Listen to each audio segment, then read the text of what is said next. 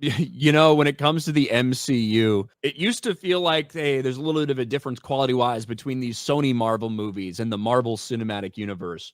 That has changed a little bit recently. And in fact, the Sony Spider-Man universe is now so bad that they're just saying it's done.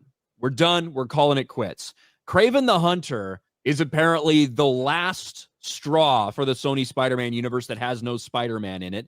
And it's not doing very well at the box office, Jeremy. We all thought that once we saw the critic scores and the projections for the box office that it was probably going to flop, and it was probably going to flop hard. Well, it's worse than people thought. We thought it'd be challenging Madam Web with a $15 million opening. In fact, it bombs with $11 million opening weekend. I think when you do look at overseas, did $15 million overseas for a $26 million opening. To put it in perspective, I believe Madam Web had like a $45 million worldwide opening, because internationally it started off a little better than domestically. But what a way to end this thing. I did go see this. You can definitely tell it's right in line. It's the same fucking universe as Morbius, Madam Web, and Kraven. It looks like it was edited to hell. It looks like massive parts are missing out of this that would maybe help explain more things of why this person went here or what this person is doing there. I would rather watch Madam Web because I feel like it's funny in a bad way, but Kraven the Hunter, it's just one more misstep for them, taking somebody who is a villain and trying desperately to turn them into an anti-hero in a universe where Spider-Man doesn't exist. And it just makes no sense. This was always like we talked about this, I think, on Friday Night Tights. I'm still not sure why Venom succeeded in the way that it did. I guess Tom Hardy. I think people like Tom Hardy, and they Venom like is comedic shit between them. And Venom is a more established character on his own. You know what I mean?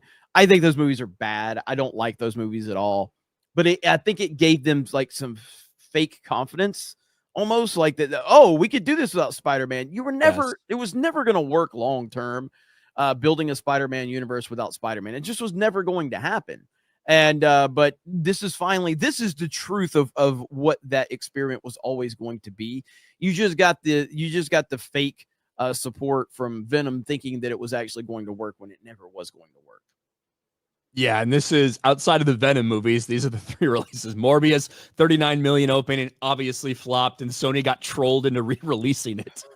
It's Morbin time. Madam Web, $15 million opening weekend. Kraven the Hunter, 11. Yeah, $11 million opening, and this one is more expensive than Madam Web. Madam Web, $80 million movie, obviously lost money, but Kraven the Hunter went a little over budget. I think around $110 million for that, and it's going to be lucky, extremely lucky, if it gets anywhere close to $100 million at the box office. I think it's probably going to end up being much less. There's a lot of competition out there right now at the theater. Yeah, there is. And you've got movies. Obviously, Moana's going to continue to do well. Wicked's doing well. Red 1 will probably do well through Christmas. You know, where did it finish? Like in the top 8, 7, something like that, Red 1. And it'll continue to kind of hover around there probably. Because it's the only like Christmas movie yeah, that's out. Yeah. There's just no reason for people to go see Kraven at all. There's none. Was anything coming out on Christmas? I think Nosferatu, right? Yeah, that's right. That's coming out. Is there any this weekend? We've got what, Sonic 3 and Mufasa, right? Mufasa, yep. So, and do you think Sonic 3 can beat Mufasa?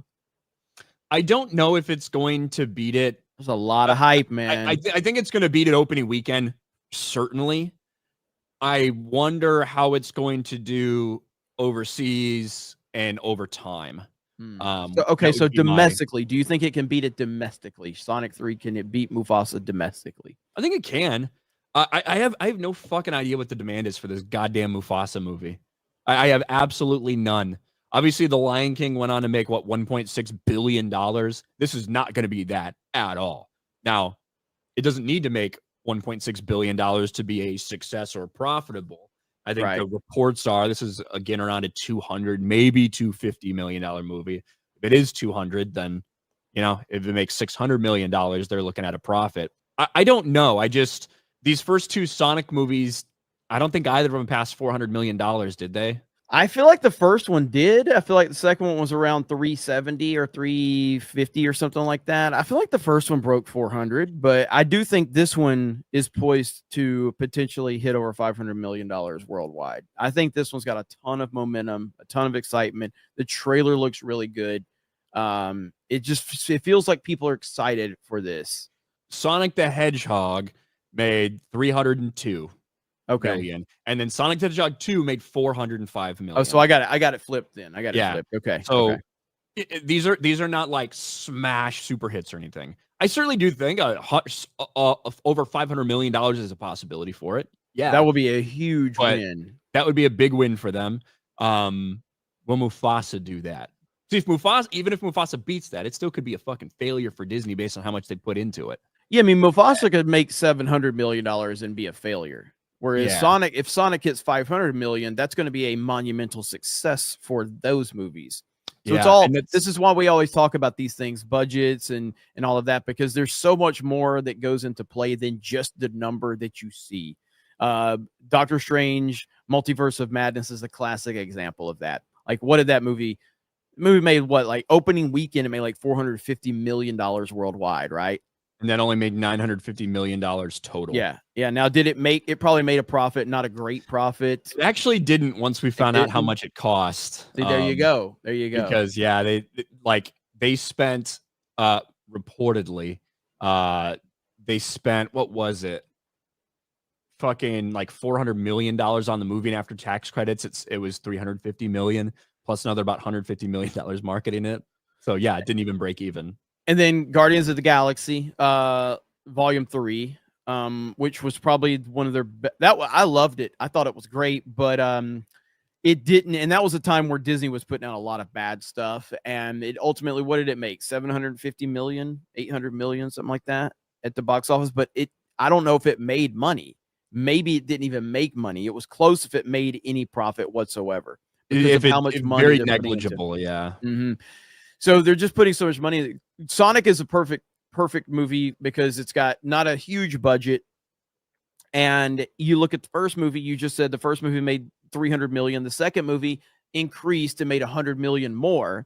And now the excitement level for Sonic 3 has it poised to potentially make more than $400 million. If it can make 500 million, that's a casual growth of $100 million per movie. That's the and a low budget. So that's the perfect path for a movie like that. Yeah, we'll see. I don't have any fucking prediction or understanding of what the demand for Mufasa is going to be. Yeah, I don't get it. Now, yeah. The original, or the Lion King, the original CGI abomination Lion King, that had an opening of almost $200 million domestically. It was huge. It's insane. So just what this opening is tracking for, people think you're talking about like a third almost of what the Lion King opened to. So if that holds, you're talking about a movie that might make somewhere between $500 or $600 million. I lost faith in humanity when that movie came out and made $1.6 billion. Between that and Trump getting banned off social media in January 6th, I was like, we can't win. And then they took Parler down. And yes, I connect all these things in the same light. Fuck Beyonce and fuck the 2019 Lion King forever. If anything, the Department of Justice should investigate Beyonce simply for being in that fucking movie. Forget all the Jay-Z bullshit, all right? Everybody on site should be arrested for that fucking movie. That's how bad it was. Here's the list of billion-dollar movies from 2019. Avengers Endgame, okay. The Lion King, Frozen 2, Spider-Man Far From Home, Captain Marvel, Joker, The Rise of Skywalker, because technically it was released in 2019 and technically it did just crack $1 billion.